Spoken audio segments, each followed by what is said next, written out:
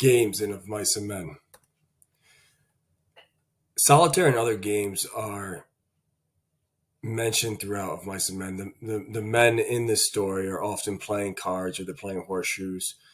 Uh, Solitaire is especially interesting since solitaire is solitary. It's when you're playing cards by yourself.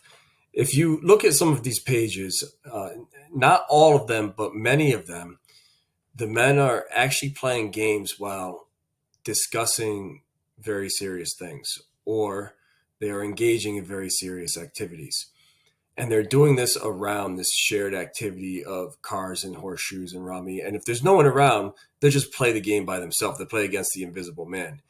So whenever something serious is happening or a serious conversation needs to be had, very often, not always, but very often in the story, they are doing it while playing a game. The most notable that I can think of is Candy's dog.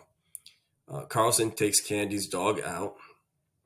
The bunkhouse gets very quiet, and one of the ranch hands says, "Hey, let's play a game of cards." And they all sit around and they play cards. And when they hear the shot ring out, they look over at Candy, and then they go back to cards and start playing again. So it's as we said in a previous video,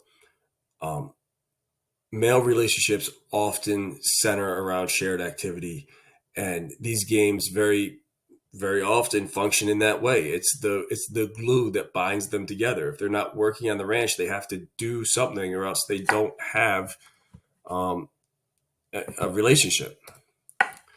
Other types of fun and games, whiskey. The boss gives them a gallon of whiskey for Christmas, or at least there's a story of this happening.